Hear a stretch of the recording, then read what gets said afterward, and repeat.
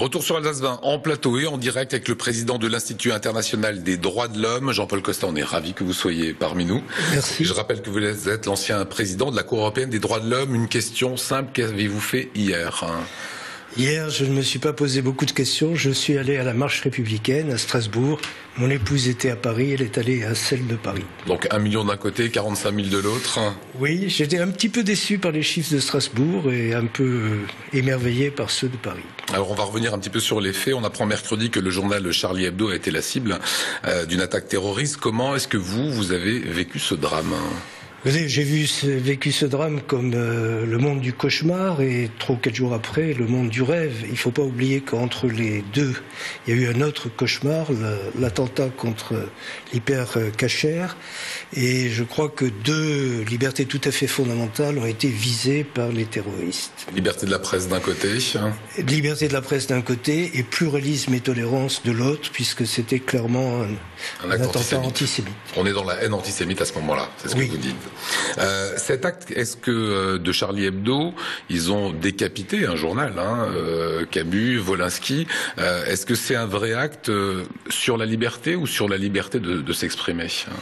C'est un peu les deux, c'est-à-dire que moi j'ai toujours pensé que la liberté de la presse était vraiment tout à fait centrale dans les droits et libertés en général. Voltaire ne s'y était pas trompé, il avait dit à une époque où ses livres et ceux des autres philosophes étaient édités à l'étranger. Voilà. Mais je me battrai toute ma vie pour que vous puissiez l'exprimer. C'est une transcription. Oui. Et puis, la liberté de la presse, on s'aperçoit que quand on ne l'a plus, on glisse très très vite vers la dictature et vers la négation de toute une série de droits et libertés fondamentaux. Alors, la liberté de la presse, c'était justement un sujet qui, jusqu'à hier, était plutôt évoqué pour parler d'autres pays.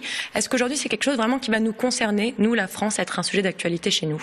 Oui, je pense que ça va être un sujet d'actualité. Le sursaut républicain à Paris et dans toute la France hier et qui a attiré des chefs d'État et de gouvernement de toute l'Europe et presque du monde entier, c'est une illustration fantastique de l'importance de la liberté d'expression. Imaginez qu'il n'y en ait pas, je ne serais pas là ce soir et vous non plus. Il y aurait une télévision aux ordres et la France, elle serait plus la France, elle serait devenue une sorte de dictature incolore, inodore et sans saveur, mais malheureusement pas sans innocuité. Alors vous avez évoqué ces 40 chefs d'État qui étaient hier ici sur le sol français en soutien à ces actes odieux. Il y avait également dans le cinéma aux États-Unis des prises de position qu'on a bien aimé regarder. And just one last thing I would say is just to reiterate what we've all been talking about. Today was an extraordinary day. There were millions of people that marched, not just in Paris, but around the world. And they were Christians and Jews and Muslims. They were leaders of countries all over the world. And they didn't march in protest. They marched in support of the idea that we will not walk in fear. We won't do it. So, je suis Charlie.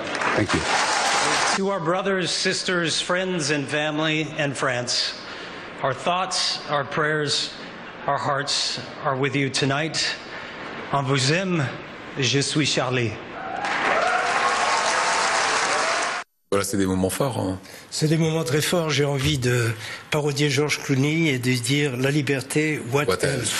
Comment vous expliquez ces 4 millions de Français qui sont allés dans la rue pour communier ensemble au sens laïque du terme, évidemment? Je crois ça a été une immense surprise. On est passé, Régis Debray a dit, on est passé en quelques jours d'une pulsion de mort à une pulsion de vie. Je dirais même à une pulsion de survie. La France qu'on accuse parfois de déclin, y compris dans certains médias ou par certains livres, a eu un sursaut extraordinaire. La plus grande manifestation en France, les plus grandes manifestations depuis la Libération. J'ai simplement un petit regret, c'est que ça ne va pas de même dans le monde entier. Je pense par exemple à l'horrible attentat de Boko Haram où une petite fille de 10 ans a été munie d'une bombe pour être évidemment innocemment, un criminel suicide et faire un grand nombre de dizaines de morts et de blessés. Il y a d'un côté des gens qui sont quasiment fascisants, on va dire. Hein. On est presque dans du fascisme. Il y a tous ces musulmans de France qui souffrent de voir cette situation. Est-ce que ça n'a pas trop tardé? Est-ce qu'on n'aurait pas dû prendre finalement des positions un peu plus tôt en dénonçant cet islamisme fasciste? Mais c'est très difficile de dénoncer à l'avance. Ça fait longtemps qu'on voit des exactions, des jeunes filles qui ont 10 ans qui ont des bombes, des femmes qui sont violées, qui sont musulmanes. Voilà, il y a un moment où il faut dire les choses. Il y a les talibans, il y a toutes sortes de déviations de l'islam. Très souvent, les responsables de l'islam, compris en France, disent « mais ça n'est pas l'islam ». Ils se réclament de Dieu et ils disent « Allahu Akbar », mais ils ne savent pas qui est Dieu, ils ne lisent pas le Coran. C'est vraiment à la fois du fascisme et puis une espèce de folie meurtrière. Je ne dirais même pas des fous de Dieu, parce que ça serait leur faire trop d'honneur. On s'est retrouvé dans ces anonymes qui sont morts, dans ces dessinateurs qui sont morts, dans ces policiers, dans ces juifs, dans ces musulmans qui sont morts, la communauté française dans son ensemble. Oui, bien sûr. Alors l'émotion est d'autant plus grande que les personnalités sont emblématiques.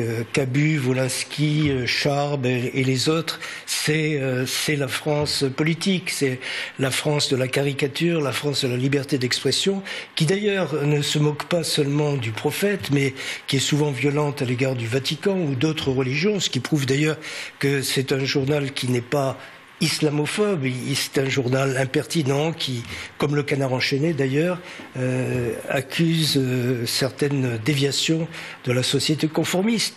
Et en ce sens, Charlie Hebdo est absolument nécessaire à la vie politique et culturelle française. Voilà, c'est ce qu'on entendait tout à l'heure, une tradition caustique dans les dessins que ce professeur des écoles montrait à des élèves. Il faut leur faire comprendre que l'humour, ça permet d'élever son âme aussi. Oui, ça permet de réfléchir. Évidemment, l'humour est parfois un peu vulgaire, un peu excessif, un peu exagéré, mais il vaut mieux ça que pas d'humour. Ça s'appelle la caricature. Ça s'appelle la caricature. La caricature, ça veut dire une charge, donc quelque chose de forcément excessif. Et je veux rappeler juste que demain, nous aurons le grand rabbin de Strasbourg, René Gutmann, et que le consistoire israélien du Bahreïn organise demain une cérémonie en hommage à toutes les victimes. Voilà, c'est pas aux juifs qui sont morts dans la Tata, c'est à toutes les victimes. Et c'est quelque chose qu'on a aimé. On sera ravis d'en parler demain avec le grand rabbin. Et on rappelle quand même que c'est un musulman qui a caché des juifs et qui les a sauvés. Voilà, il faut rendre à César ce qui est à César. Vous restez, oui. Oui, et simplement pour dire que le président du consistoire central juif de France, à la synagogue, a rendu hommage à ce musulman qui a sauvé des vies de juifs. Voilà, c'est injuste. On pourrait dire de ce monsieur que c'est injuste.